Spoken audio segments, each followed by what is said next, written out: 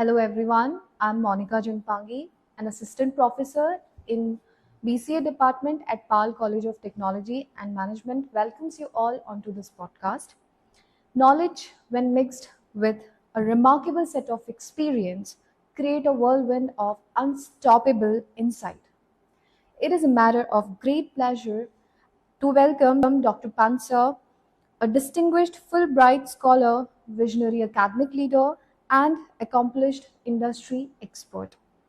Gautam sir brings with him a rare blend of academic excellence with rich professional experience. He is currently serving as Dean Academics at PAL College of Technology and Management. And he is also the founder of KVLU.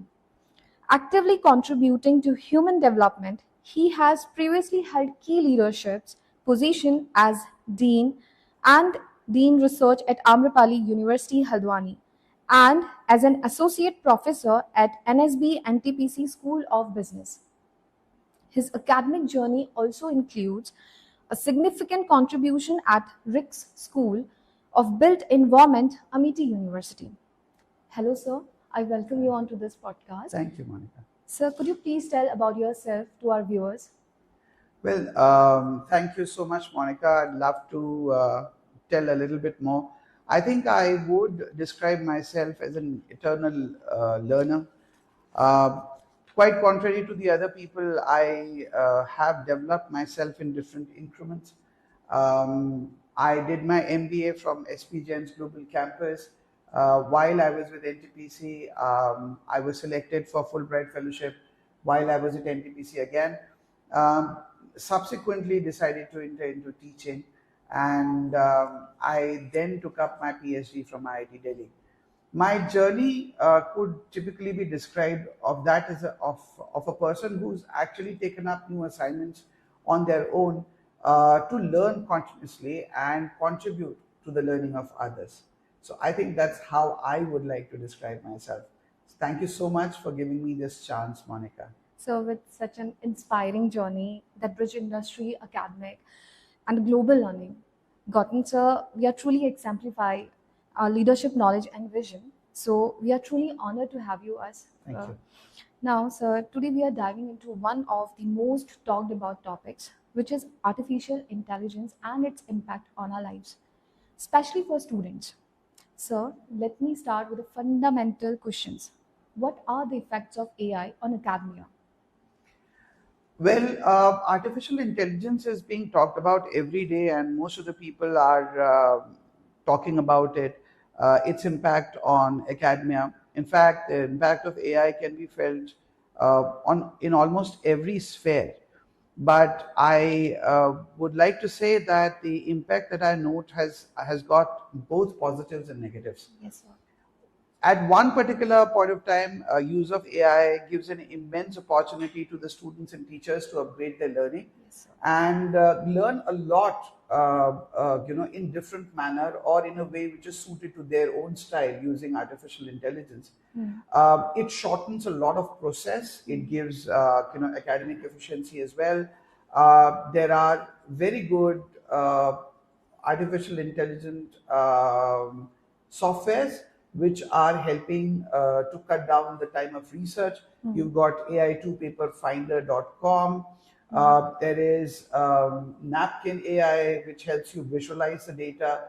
So all these are great tools for teachers and students. Grammarly is another.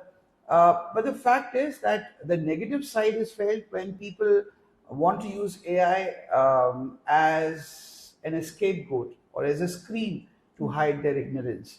And that is one danger that we should all be worried about. If used carelessly, I would say that use of AI would be trying to put your brain on a ventilator. So AI can do a lot of thinking for you, but if you use it as a partner to develop yourself, that's great. But if you use AI to hide your ignorance and present a different persona in front of other people, I'm afraid neither the result would be that great and it would not result in the development but the degradation of the cognitive process. Absolutely correct, sir. You have told it very nicely, sir. So, as my next question is, As per the data, India has one of the largest population with approximately 65% of its people under 35 years old. The CEO Sam Altman of OpenAI mentioned in his Twitter that India is outpacing the world in the field of AI and is the second largest market for AI. Sir, I just want to know what are the pros and cons of it with respect to the young generations who are using the AI currently. Um, I would tend to not agree with the statement entirely. That I think that India is poised to be the world leader in AI. There has been a lot many agreements that India has signed in the latest AI summit, which would make India as a superpower in terms of the data centers which are now being set up in India. So, in terms of the infrastructure support, I think India would become the leader within no time. However, I think we need to pull our socks in terms of development of good AI agents or different softwares to actually establish our presence in the AI software market.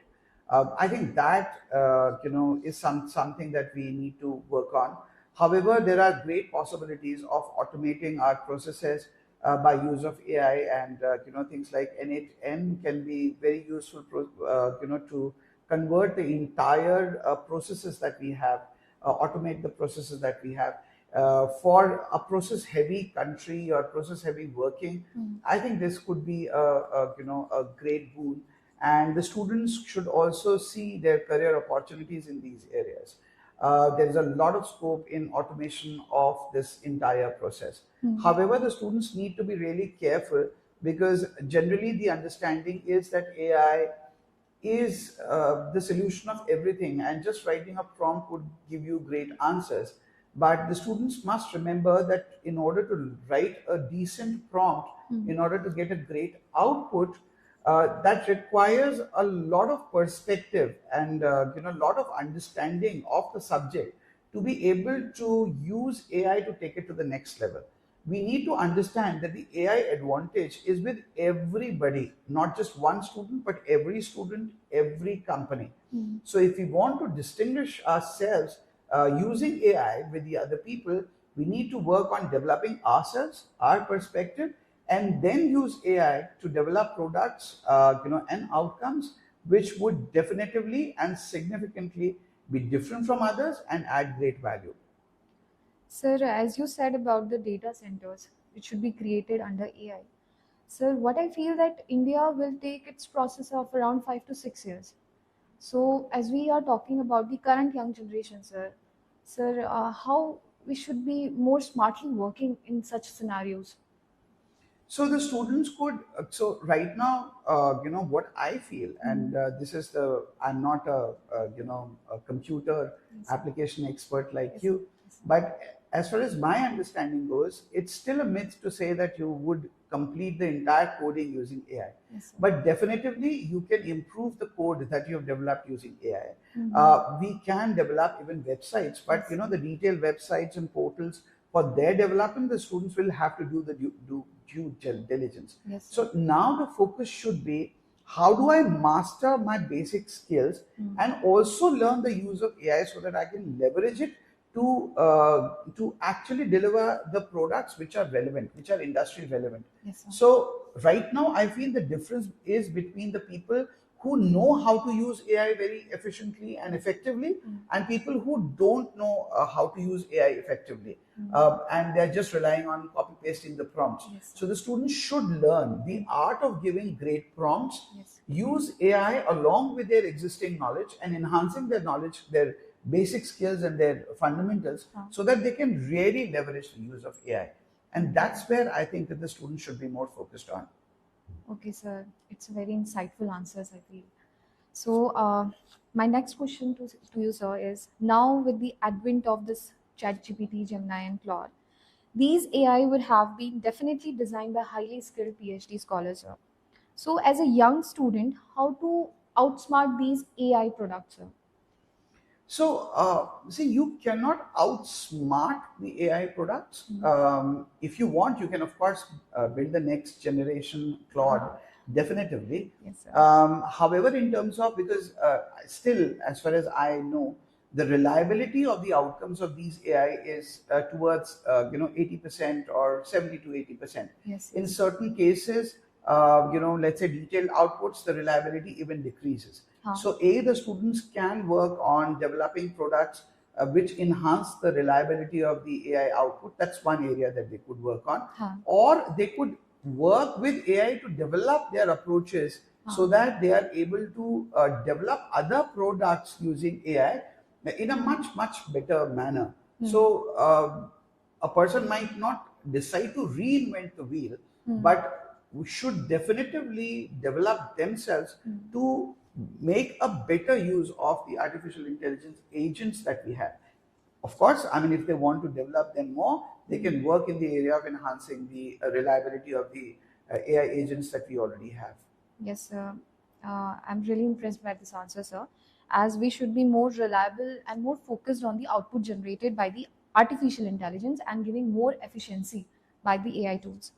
So, my next question is, as a student from IT or biology, arts, and commerce management, sir, should I also know how to use AI or how AI can assist me in order to give a good result, sir?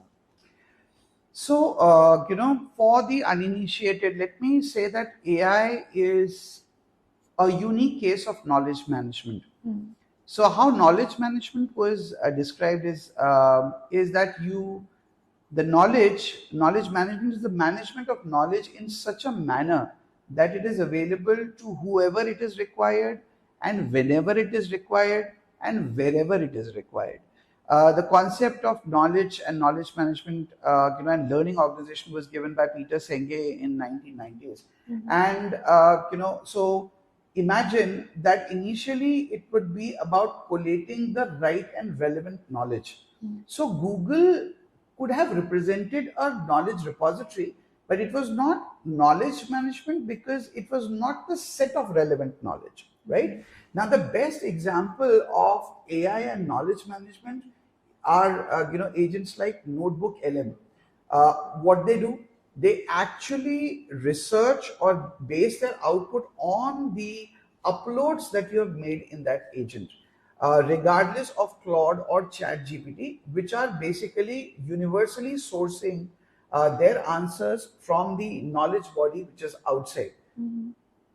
So, in terms of the fact that we are able to get the requisite knowledge whenever we require it, any kind of these models would help you. Yes, sir. However, many a times, if you are not very specific in your prompts, many of the AI output would give you information which is not verifiable. So, AI can be used by the students for enhancing their learning and also try and learn in the way which is conducive to them. So let's say if a particular person wants to learn by looking at a video, it can ask AI to find out a video which gives them or explains a particular concept of biotechnology, as you said, or education or any other subject for that matter.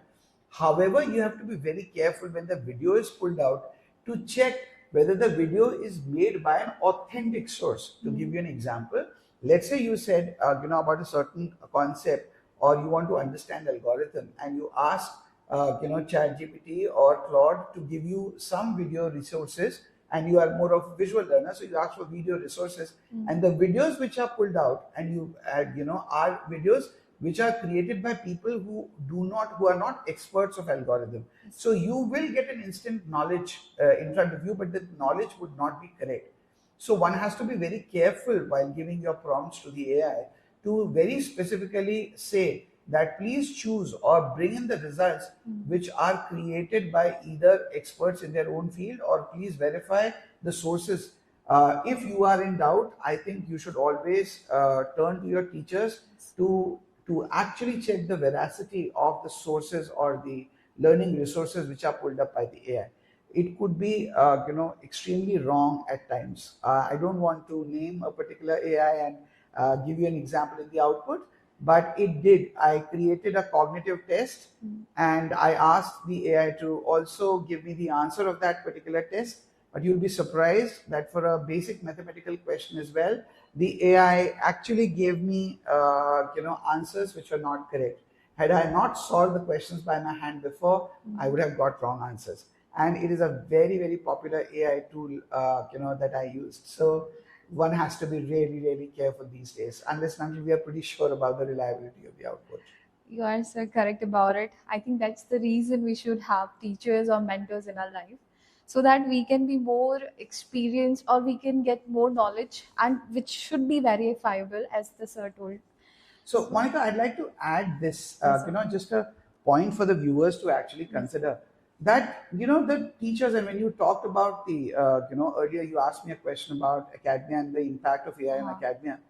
You see, the teachers also have to really adjust to this particular role. yes, sir. Very soon, the role of teachers would actually change from being teachers to facilitators, and most of the teachers would not be comfortable with that role because the power dynamics in a class is generally that the students are mere receivers. Yes. But it is not going to be the case in in times to come, because please understand that the power to ask questions and write a set of questions and be more involved in the discussion is now shifting to the students. They might ask you questions in the class using AI that you might not be aware at that particular point of time, or you would have to do your own research for that. So the teachers also have to be to learn the art of facilitation a bit more, and they should also be prepared, towards the transition of the roles that they will have as a teacher in times to come. Yes, sir. So one more question I would like to ask. As students generally ask daily activities questions also to the chat GPT or Gemini. Sir, what do you think about this thing? Is it a correct way that they should be well reliable on that source only? As earlier you said that that should be verifiable. But currently what I feel most of the students as well as young generations, I would say, they ask those questions which they couldn't ask to their mentors or guardians or parents. So how should students or teachers, while asking to them also, they should approach to their teachers how they should do that, and how teachers should also, I think, deal with those kind of students, because now, sir, what happens that students, before coming to teacher, he asks those questions to ChatGPT only, and they try to test the. I think you are understanding my question, sir. So there are multiple layers to your question, and it'll take some time for me to unpack. Yes, sir.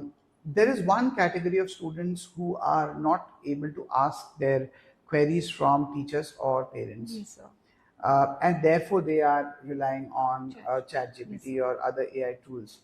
Now that's a very unfortunate situation. yes, sir. Teachers should understand that there are different type of students which are working in a particular class. So they need to develop methods so that all the students who are not even participating get a chance to participate. I had tried to circumvent this entire system or this problem by using WhatsApp as a question asking tool. So I would ask the students to post their questions on a WhatsApp forum or a community that I had created for for a particular subject. So, and I used to send my answers through voice notes. So at times the students who are not able to ask you a question in class are pretty comfortable in asking a question on that particular forum. Yeah. You can use Google Classroom and the wiki features to also ask the questions students to participate in a discussion. The teacher should deliberately create discussion threads to inculcate more discussions in class. Offline, many of the students who are introverts are more comfortable in speaking offline. So I think the onus is on the teachers more. So if you have created a lot of safety in class, the students will automatically ask questions. Notwithstanding that, apart from creating that safety in the class, you should also try and use these tools that we have mentioned to allow the students to ask you query outside the class also, so that the students can become connected. Now, the question with the parents is becoming a very, very dangerous situation, as I must say, Many parents discover that their children are abused or they are seeking for help only when the child, some harm comes to the child, or the child is harmed by any ways, or the child decides to harm themselves. So it is my earnest request to parents to keep the communication channels open with their children so that they are able to come to them and talk to them about any topic that they feel constrained, or they feel very tensed about. Unless and until we are not able to create this kind of an environment, things will be problematic. Now, coming to the second part, this is in case where the teachers or the parents are not able to create this kind of an environment. Now, in second case, when the students are basically trying to test a teacher, I think we need to actually look at the psyche behind it. A student would generally do that to a teacher who has somehow insulted or made the student feel small, or somewhere the student is convinced that this particular teacher is not worth their salt, or they are not giving me a very good learning resource.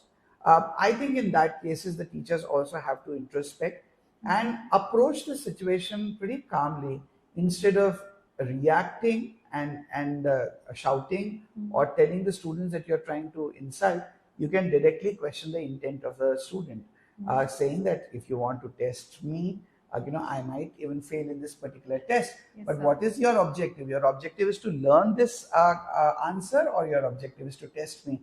I think if you were to disarm the student from this, things will basically move forward. But we need to understand the psyche of a student, because the teachers are the people who got more responsibility in this learning equation, and therefore I think that it is the onus is on them to train the students not to have this kind of an attitude. But one word of caution to all my dear students out there who are relying on solving their day-to-day problems or classwork using AI. Please understand, as I said, AI is a wonderful tool, but it can act as a ventilator to your brain. So if you decide to actually not give your inputs to any of the exercise, or if you decide that I will not be spending time in my classwork, try and create shortcuts, it is you who will be on the receiving end at the later date. Your cognition will reduce, your learning will reduce, and contrary to what you think, other people will just edge past you in the later areas of life, where your cognition and your thinking process will directly be tested in an organizational scenario. So please, focus on your learning. Use AI as a friend to develop you, not as a replacement for your thought process. So you said it, you explained it very nicely, sir. I think we are a human, not a robot. So I think it's our activity should be as a learner. Even though we fail today, our aspect should be that we will keep learning and give more best results in our life. So with this, my next question is how to get better in using AI tools available out there, sir. So, I think there are tutorials out there, on YouTube or other places. There are influencers there as well, which would teach you how to use a particular AI tool. Now, you must also know which AI tool to use in your situation, because we generally talk about ChatGPT or Claude to be the panacea for everything, but we must also find out which AI tool is the best solution in your given situation. As I pointed out, if you are a researcher, ai2paperfinder.com would be a very useful AI tool for you to search papers in your research. Research Rabbit gives you a spatial view of different papers connected to a particular idea. So anybody who wants to do a bibliographic analysis would be very much benefited by the use of this particular tool. If you want to actually convert your thought process into a very good animation, not animation, but a very good diagram, then Napkin is a tool for you. If you want to create great images, then in that case, Google Gemini is a great tool for you. Yes, if you want to do research, Perplexity is a very good tool for you. But if you want to do generic things and use AI as a thinking partner, I found ChatGPT and Claude to be great tools. Now, this is my recommendation. I'm sure Monica would agree with some and would not agree with some, because it's our own discovery. I think the AI tools, we tend to choose also the tools which are more closer to our style. So find out a tool which best fits your requirement and and is suited to your style, and then use it. Uh, you'll be surprised that you can also create prompts in ChatGPT to also generate other prompts. So you can in fact go to ChatGPT and ask, please create a learning for me to learn how to use ChatGPT better. So that's the beauty of these AI tools. I think students will have innate a lot of experience with this sir's today's discussions regarding AI tools. Uh, Next question is, how should a student or a learner handle AI on a daily basis so that they can have their own conscious level and their own decision at foremost rather than relying subconsciously on AI tools? So I think what the students should be doing is they should treat AI as a learning buddy or a learning partner. Do not rely on AI completely for creating their assignments or doing the tasks that they are supposed to do. Of course, they can help use the AI to take help for researching about the topics that they are working on. And I think we should also restart the use of books and reading books and start that habit, because this is going to positively impact our ability to read and retain large chunks of data. So I feel that AI should be used as a tool to make the data that we find reading a little boring, make it more interesting. But in any case, we should not quit our habit of reading different articles. You can use the tools like Notebook LM to create flashcards out of your reading material if you want to remember things, but do not see reading as a burden or just as an activity to cram facts. Use reading to enjoy and to learn more things. I think that will create a very balanced approach.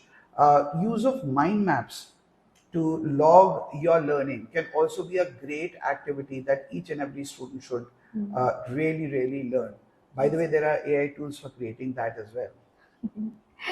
Thank you, sir. It was answered very beautifully. And student must inculcate these habits on a daily basis.